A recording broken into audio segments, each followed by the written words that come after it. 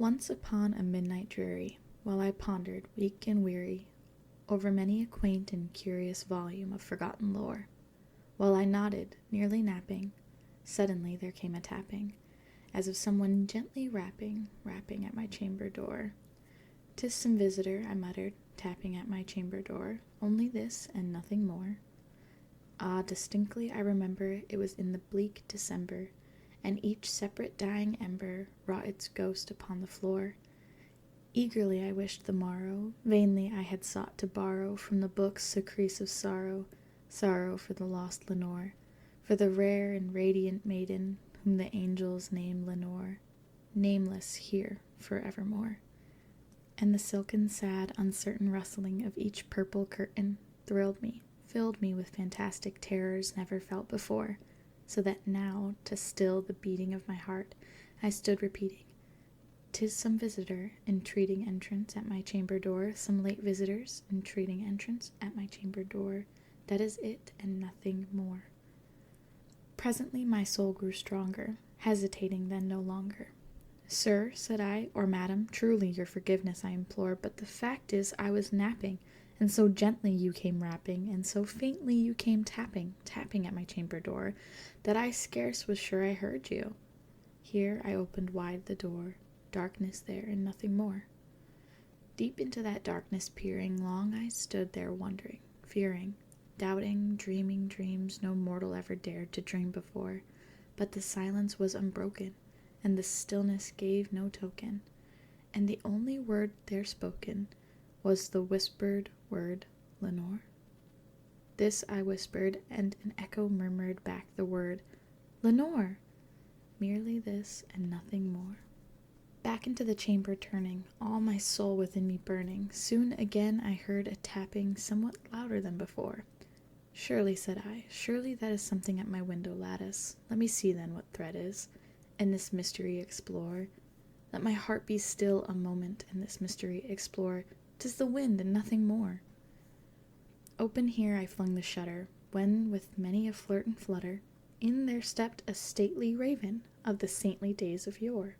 Not the least obeisance made he, not a minute stopped or stayed he, but, with mien of lord or lady, perched above my chamber door, perched upon a bust of Pallas just above my chamber door, perched and sat, and nothing more. Then this ebony bird beguiling my sad fancy into smiling, by the grave and stern decorum of the countenance it wore, "Though my crest be shorn and shaven, thou," I said, "art sure no craven, ghastly, grim, and ancient raven, wandering from the nightly shore. Tell me what thy lordly name is on the night's Plutonian shore." Quoth the raven, "Nevermore." Much I marveled this ungainly fowl to hear discourse so plainly, though its answer little meaning, little relevancy bore, for we cannot help agreeing that no living human being ever yet was blessed with seeing bird above his chamber door, bird or beast upon the sculpted bust above his chamber door, with such a name as Nevermore. But the raven sitting lonely on the placid bust spoke only that one word, as if his soul is that one word he did outpour, nothing farther than he uttered, not a feather that he fluttered, till I scarcely more than muttered, "Other friends have flown before, on the morrow he will leave me, as my hopes have flown before." Then the bird said, "Nevermore." Startled at the stillness broken by reply so aptly spoken, "Doubtless," said I, "what it utters is its only stock and store, caught from some unhappy master, whom unmerciful disaster followed fast and followed faster, till his songs one burden bore, till the digress of his hope that melancholy burden bore, of nevermore." But the raven still beguiling all my fancy into smiling, straight I wheeled a cushioned seat in front of the bird, and bust and door.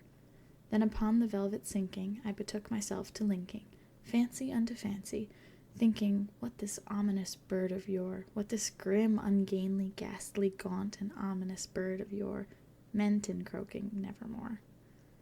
Then I sat in guessing, but no syllable expressing, to the fowl whose fiery eyes now burned into my bosom's core. This and more I sat divining, with my head at ease reclining on the cushion's velvet lining that the lamplight gloated o'er, but whose velvet violet lining with the lamplight gloating o'er she shall press, ah, nevermore. Then methought the air grew denser, perfumed from an unseen censer, swung by seraphim whose footfalls tinkled on the tufted floor. Wretch, I cried, thy God hath lent me, by these angels he hath sent thee, respite, respite and nepenthe from the memories of Lenore. Quaff, oh quaff this kind nepenthe, and forget this lost Lenore. Quoth the raven, nevermore. Prophet, said I, thing of evil, prophet still, if bird or devil, whether tempter sent, or whether tempest tossed thee here ashore, desolate yet all undaunted of this desert land enchanted, on this home by horror haunted, tell me truly, I implore, is there balm in Gilead? Tell me, I implore. Quoth the raven, nevermore. Prophet, said I, thing of evil, prophet still, if bird or devil, by that heaven that bends above us, by that God we both adore, tell this soul with sorrow laden, if within the distant Aidenn it shall clasp a sainted maiden, whom the angels name Lenore, clasp a rare and radiant maiden, whom the angels name Lenore? Quoth the raven, nevermore. Be that word our sign of parting, bird or fiend, I shrieked, upstarting.